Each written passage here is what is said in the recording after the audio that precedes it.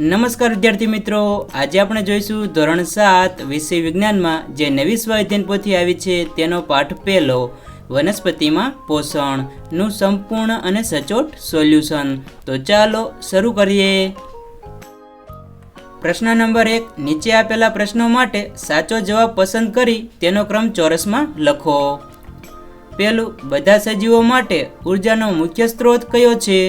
તો તેમાં આવશે ઓપ્શન બી સૂર્ય।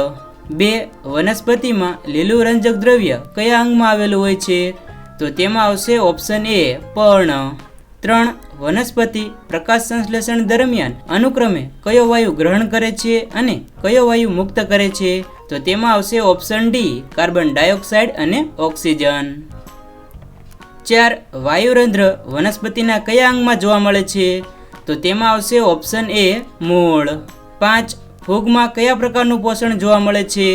તો તેમાં આવશે ઓપ્શન એ મૃતોપજીવી। પ્રશ્ન 2, ખાલી જગ્યા પૂરો। પહેલું, નાઇટ્રોજનના સ્થાપનમાં ખાલી જગ્યા નામના બેક્ટેરિયા મદદરૂપ છે। તો તેમાં આવશે રાઇઝોબિયમ। 2, વનસ્પતિ દ્વારા તૈયાર થયેલ ખોરાક ખાલી જગ્યા સ્વરૂપે સંગ્રહ પામે છે। તો તેમાં આવશે સ્ટાર્ચ। 3, પરોપજીવી વનસ્પતિ જે વૃક્ષ ઉપર આરોહણ કરે છે તે વૃક્ષને ખાલી જગ્યા કહે છે। તો તેમાં આવશે યજમાન। 4, સામાન્ય રીતે રણમાં ઉગતી વનસ્પતિમાં ખાલી જગ્યા પ્રકાશ સંશ્લેષણ કરે છે।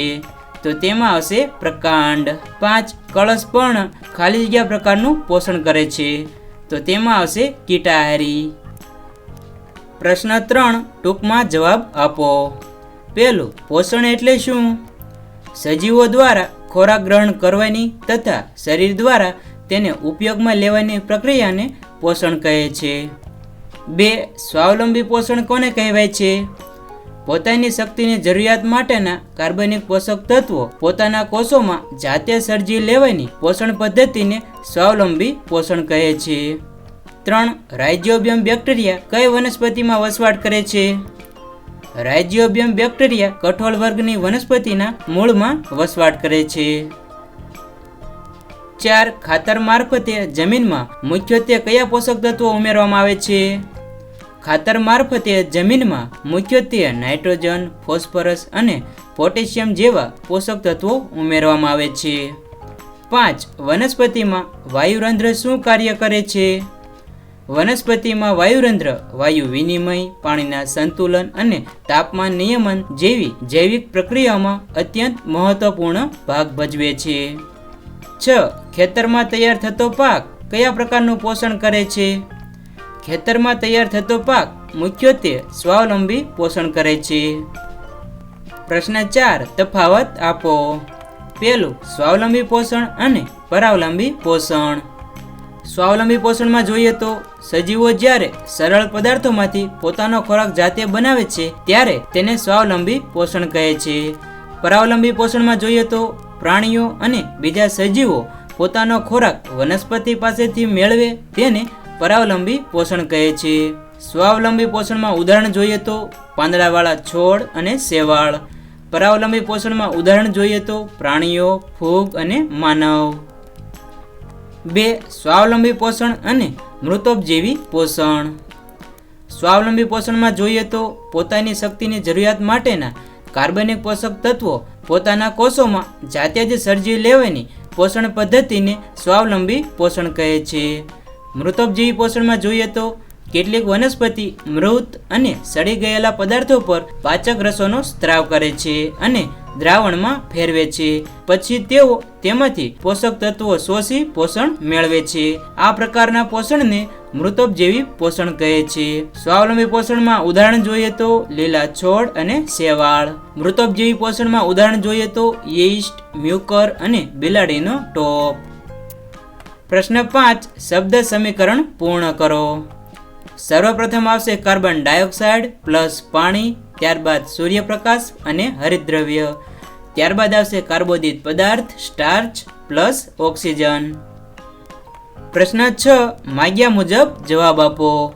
પહેલું, જો પૃથ્વી પર 6 મહિના સુધી સૂર્યપ્રકાશ ન મળે તો શું થાય?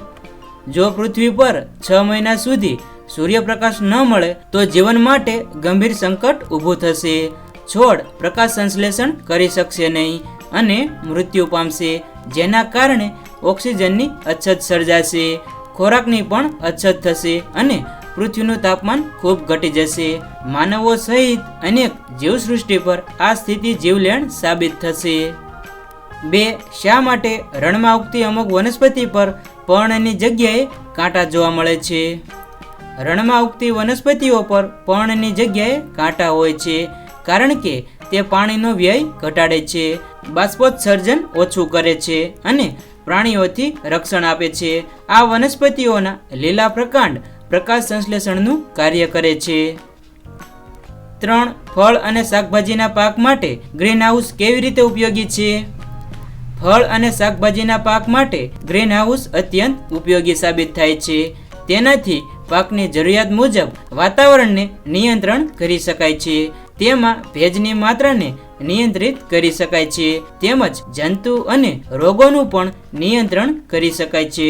ગ્રીનહાઉસમાં ઉચ્ચ ઉત્પાદન અને સારી ગુણવત્તાવાળું ઉત્પાદન મેળવી શકાય છે.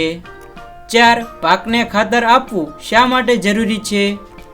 પાકને ખાતર આપવું અત્યંત જરૂરી છે. ખાતરથી જમીનમાં પોષક તત્વોની ઉણપ દૂર કરી શકાય છે. પાકના સારા વિકાસ અને વૃદ્ધિ માટે પોષક તત્વો જરૂરી છે. વધુ ઉત્પાદન અને પાકની ગુણવત્તા સુધારવા ખાતર જરૂરી છે. જમીનની ફળદ્રુપતા જાળવી રાખવા માટે ખાતર જરૂરી છે. 5. જંગલમાં ઉગતી વનસ્પતિને પોષક તત્વો કેવી રીતે મળતા હશે? જંગલમાં ઉગતી વનસ્પતિને પોષક તત્વો જમીનમાંથી મળે છે. નીચે પડેલા પાંદડા, સૂકા છોડ, જીવજંતુઓના અવશેષો અને પશુઓના મૃત્યુથી જમીનમાં સજીવો સૂક્ષ્મજીવો દ્વારા વિઘટન થાય છે. આ વિઘટન પોષક તત્વોમાં પરિણમે છે, જે વનસ્પતિઓ તેમના મૂળ વાટે શોષી લે છે. આ ઉપરાંત કુદરતી ચક્રથી જંગલની વનસ્પતિઓને જરૂરી પોષણ મળતું રહે છે. 6. કળશપર્ણ જેવી વનસ્પતિ લીલા પર્ણ ધરાવતી હોવા છતાં કીટકોનો આહાર તરીકે ઉપયોગ શા માટે કરે છે? કળશપર્ણો એવી જમીનમાં ઉગે છે જ્યાં નાઇટ્રોજન જેવા આવશ્યક પોષક તત્વોની ઉણપ હોય છે.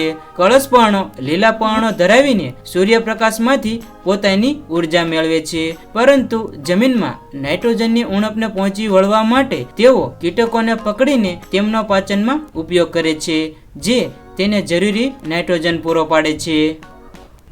પ્રશ્ન 7. કળશપર્ણના કળશમાં ફેરવાયેલ પર્ણની આકૃતિ દોરી નામ નિર્દેશન કરો. સર્વપ્રથમ ઉપરનો ભાગ આવશે ઢાંકણ અને ત્યારબાદ નીચેનો ભાગ આવશે કળશમાં ફેરવાયેલ પર્ણ. પ્રશ્ન 8. વનસ્પતિ પ્રકાશ સંશ્લેષણની ક્રિયા કરે છે તે દર્શાવતો પ્રયોગ આકૃતિ સહિત વર્ણવો.